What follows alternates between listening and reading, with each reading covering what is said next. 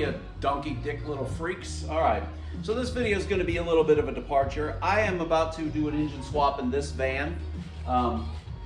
And I wanted to, rather than make a 10-hour video of every little frickin' detail of an engine swap, which I don't want to do because I don't want to do that kind of work, and it's a lot of stuff that if you're attempting an engine swap, you probably have the skills to figure out righty-tighty, lefty-loosey, so I don't have to show everything. And also, who's going to watch it? I mean, come on. But I am happy to make a video that just shows some sort of tips and tricks. My little tip, wink, bing, about how to do this and just give some general guidance. And assume that if you have a value for this video, you know something about vehicles. So let's get in. So what are we going to do? Here's the overview. The way you do an engine swap in a Promaster is pretty easy. As you can see, I've got it up off the ground, maybe about that much at each tire. This is a strategy feature that I need to talk about. So the reason I have it up in the air is twofold. One is that there's some stuff on the bottom you need to get, the transmission bell housing bolts and some other bits and pieces. The oil pressure, oil pump connector, and the crankshaft position sensor on the back. But you do not need to really get under here that much, and you certainly don't need a lift. In fact, you wouldn't want one. Why would you want to be doing this above your head? What the hell's wrong with you? What are you, a flying Molenda? You work for the circus? Fuck all y'all, don't do that. All you need to do is get it up a little bit. And in fact, I put a video out about, a year ago where I did an entire engine swap without jacking it up at all. But aside from that, there's two approaches. As you can see, the engine is going to just walk out from the front on a cherry picker. The cherry picker is going to grab the engine quite low, keep it about level, and it's just going to come straight out the front. We'll take the front apart, we'll disconnect it from the transmission and a few other things, but it just walks out. It does not drop out. Don't do that. There's no reason to remove the subframe or K-member or whatever you want to call it. There's no reason to take the engine and transmission out together unless you just want to do more work for some reason, or you had a reason to take them both out. But the important point to know is it's just going to walk out the front, but there's one catch, and the catch is the rear cat. The axle on the passenger side bolts the carrier shaft, the inner half of it, bolts to the back of the block, so that needs to be disconnected. But that axle shaft is captured by the rear cat. So you have two choices. If you take the rear cat out, you can leave the axle, you can leave the wheels on it. But the rear cat is somewhat difficult to get to, and when its bolts are crusty because it's been in there, I mean, this van, the odometer stopped working, which means it has more than 622,000 miles on it, so who knows how crusty that shit is. But even if it's not crusty, the rear cat is somewhat of a finagle because you don't have much swing room. There's 4 bolts bolted right to the head, and they're rusty, and when one breaks, then it just turns into a big thing. And you're like this, lying on your back with this shit in your eyes, and so it's just less fun. If I take the passenger axle out of the transmission and out of the way here, out of the hub, then the engine can walk out with the rear cat on it. And in fact, it can walk out with the rear cat on it, the front cat on it, the AC compressor not on it, but the alternator on it, and a whole bunch of other shit still on it. A whole bunch of shit you don't have to do. Once the engine's out, either you're fixing that one or you're replacing it, then you got all access. You can get the cats off. And if you break a bolt, if for some reason you're taking it out and you're going to put the same engine back in, if you break a bolt, then it's easy to drill out the broken bolt with it out, blah, blah, blah, and yada, yada, fucking yada. God, I talk a lot. I know, it's my own fault. Anyway, I don't have words for these strategies, but I guess you could call it axle out or axle in. In this van, because I think it's faster. I do it all the time, so I can get an axle out in almost no time. You, as the schmuck on the side of the road or in your driveway, are going to have to decide which way you want to go. And let's assume that you want to take the axle out, because it is quite a time saver if you have the ability to do that. The only special tool you'll need is a 46 millimeter socket for this big ass bolt, the axle nut. And I suppose you'll see when I do it. Well, you can look at my other videos about how to get an axle out. You need a big ass long bar that goes into a hole in the lower control arm that allows you to pry the control arm down so that the whole hub is free, and that's how you get the axle out. I'm going to try and film some of that, but the sum of it is, and the important part of the overview here is that's what we're doing. In this, as an overview, I'm also going to be taking the radiator and fan module out together. There's a trick for that where you take all the electrical off at the fuse box rather than trying to unplug each individual thing from the back of the fan. It all comes as one assembly.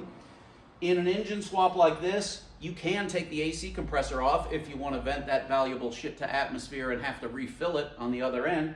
Or, in my case, or your case, the AC compressor swings out of the way and it will live somewhere here, almost outside of the van. And the condenser that goes in front of the radiator also has a way that it can swing out of the way. It'll be hanging off like here. So you don't have to crack the AC system at all. And I know that you like to crack things that you're not supposed to crack.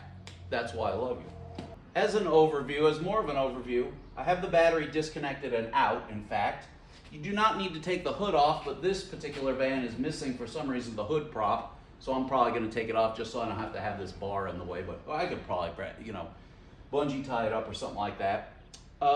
What else makes this easier? You're going to be, you don't need to remove, well, you'll see when I do the grill, how much of the grill I have to take off, how much of the bumper I have to get out. But it's actually, you know, it's pretty straightforward and understandable. This will probably be a multi-part video because I feel like I've already talked enough. I feel like we've had enough.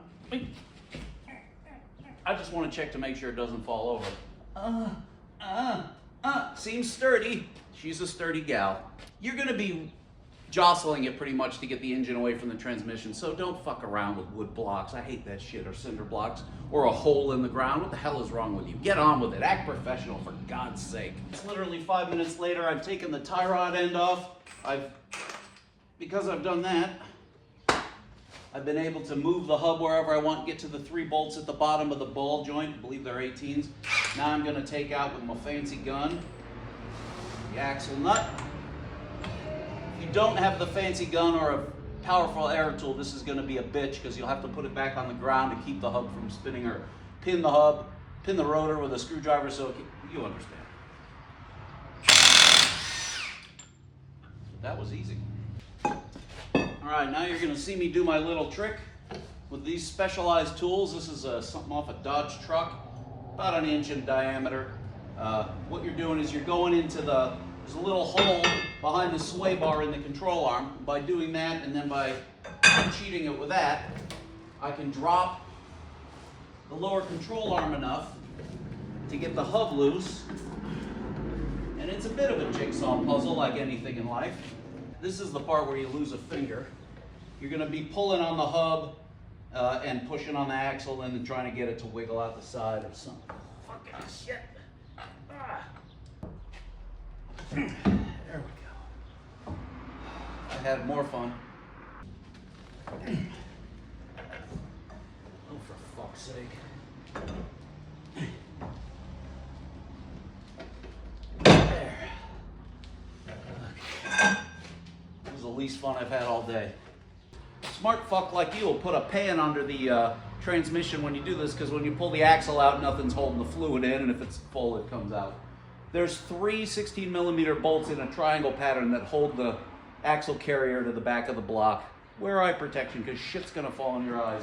I'm not gonna show you. I have other videos on it. All right, you goddamn hippie. Now's as good a time as any to hip you to a little trick about this whole thing that makes it all easier. Organization. You'll see what I've done here. Engine and cooling, flex plate and trans. I'll probably also write carrier bearing on here. Air conditioning, power steering and alternator, and grill and bumper. You know, this is a way to organize your bolts. Another way to do it is like this. You get you one of these, and just for the hell, I'm gonna write carrier, and like, you know, little heart, arrow, little thing here. It says Kip loves you, and then a penis. A little bit of happiness. That's a smart way to do it. Another smart way to do is to take something like these 3 carrier bolts, because they're unique, and zip tie them together, and then they won't get lost. You understand. You're not as dumb as you look. See that? That's pretty hot, isn't it? Those are your carrier bolts. Another hot tip for you, axle's out. Literally a 10-minute operation if you've done it before, is I'm using the inside of the van and kind of putting parts in the order they came out. All the bell housing bolts are the same, But the starter bolts, which act as bell housing bolts essentially, are unique. They're slightly longer. If you didn't know that, you're going to tear your fucking hair out. So I made a bag for starter, and I also got the starter hot nut in there. You're going to struggle with the solenoid, you know, the exciter wire for the starter. I don't know what to tell you. You squeeze it in the middle and it comes off, but it's a shitty design and it may fight you. While we're just up here stroking each other, I want to show you something that I do. You don't have to do this. I call this the Highbox Lowbox, which is what I call your mom when I see her.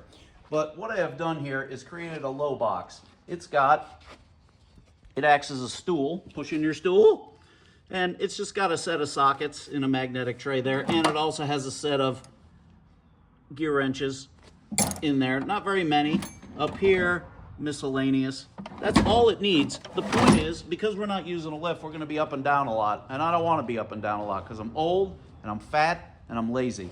4 bolts hold each corner of the bumper on, and this particular bumper that came out comes out, I take it out as an assembly like that with a little side wing still on it. One of the keys to making this happen, to need room for your cherry picker and whatnot, is to get this thing out. I don't know what it's called. They have fresh air intake box. There's a 10 here, there's a 10 here. There's 2 tiny Phillips that take the fresh air cabin filter out, and then there's 1, 2, 3, and then on the other side, way back up in there, which you probably can't see, is another 10. And then this whole assembly slides out. It has a drain down there that drains out into the wheel well, and that's all there really is to know about it. All right, I wanted to show you some tricks of this, because that's what we're here to do, man. As you can see, I separate the transmission cooler from the bottom of the radiator. I have a lot of this is going to be me saying I have videos on it. Well, I have videos on how to push in on that, and it pops out. Same on the other side. Over here, 3 bolts hold the power steering cooler. This little furry baby is the power steering cooler. That holds it to the back of the bumper. And as you can see, I've got that zip tied up to the fender. As you can also see, the AC compressor and condenser swing away such that you don't have to bend the lines or do anything like that, and you do not have to crack the system. Maybe I can do that. That'll be a little bit more thing. The belt comes off to allow you to take the AC compressor out. That little piece, that flat piece that the AC compressor bolts to, I believe will have to go to the new engine, depending on where your new engine comes from. The intake comes off because you'll need to get the wiring out of the way, and you also need access to get the fuel fitting off. And you'll, of course, need access. I'll show you when I swing it, but one end of the chain will go here. The other end of the chain will go here, and that's where I'm going to pick it up. I will still most likely crash the tip, my tip, of the cherry picker into this thing, but this is just foil, and it'll be fine. As you can see, the air box is out. What else? Everything is kind of peeled away. Some cooling has to come out, but what you want to avoid, if you can, because you'll have a choice, avoid taking these pieces off the radiator. This is a somewhat, not even somewhat, it's a proprietary piece, and it's held in with a clip, and these are hard to get off, and if they leak, it's best not to disturb this. Much better to just use new hose clamps and keep the hoses intact if you can. What else is there to know over here? As you look at it right now, all the wiring is actually out of the way. When I take this little, I don't know what it does. 2 bolts go into the transmission and 1 goes, oh, it supports these 2 hoses amongst other things. But anyway, once that bracket is out of the way, the entirety of the engine will come with what wiring that's going to stay on the engine, and the rest all kind of bundled up in this monstrosity. You would figure that out.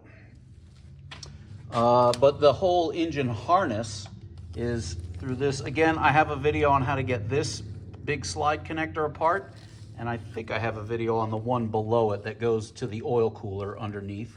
This hose comes out of the oil cooler. The hardest part, one of the hardest parts of the engine swap is the power steering pump, which I'm going to try and show you when I do it tomorrow because it is tricky. The trickiest part of it is getting the top 2 bolts out because there's just no swing, and they come in at an angle like this to bolt the power steering pump to the, bolts to the block, not the head. Once you have the engine this far in where you can walk up to the front of it, you might have better luck getting at those 2 bolts from the top. And if you really had trouble, what you could do is put a jack under the rear of the engine. The engine right now will rotate quite a bit if you put force on it. It'll pivot with the transmission, and like so. You could rotate that up and get a little bit better access to those 2 bolts. But as you can see, the power steering res doesn't get disturbed. Washer pump, what else does? Nothing about the brakes gets disturbed. Nothing about the ECU gets disturbed. You can see I have the fuse box up because I took all the wiring out on the radiator assembly intact. There you see the wiring, and it goes around. You'll have trouble, but all those plugs. Well, isn't that many? There's 4 for the big resistors. There's 2 relays, and I don't know, something else, I'm sure, are easily gotten out, and I have a video about that. Then you can take this out as an assembly with the fans on it. You don't have to fuck around with any of that nonsense. And is there anything else to know? Obviously, the battery is disconnected because I have the wiring harness for the starter. The starter is in there, and it can stay in there for when the engine comes out. It might fall out. It can be gotten out. Again, I have a video on that, how to get the starter out without removing the cat or the brackets behind it. The other hardest part of this will be the exhaust. I don't know if you can see, but at the bottom flange of each cat are 2 bolts, and they are very likely to break. The good news is that when you break them, the thing will still come apart, but you'll have the remnant in the back of it, and you'll have to drill it out. Drilling these things out has been one of the banes of my existence. I don't know if you can see it on that side, and it'll be the same thing on the back. But luckily, when the engine's out, you got pretty good access, but drilling those out requires a very good drill bit and some care, and it still sucks. Hood latch, cable just sits up there. Oh, well, I guess I could show you. What I do is when I take the hood latch off, I paint it, I mark it so I know where it went, because what you don't want to do is finish your engine swap, slam the hood down, and now you can't get the hood open because the cable is misadjusted. So I paint it to where it was, and I know how to put it back in. You'll figure that out of your own volition.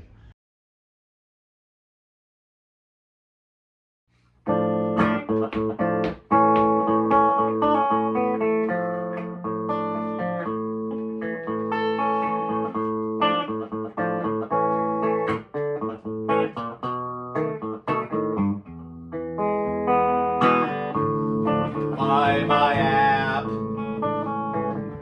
Promaster phone.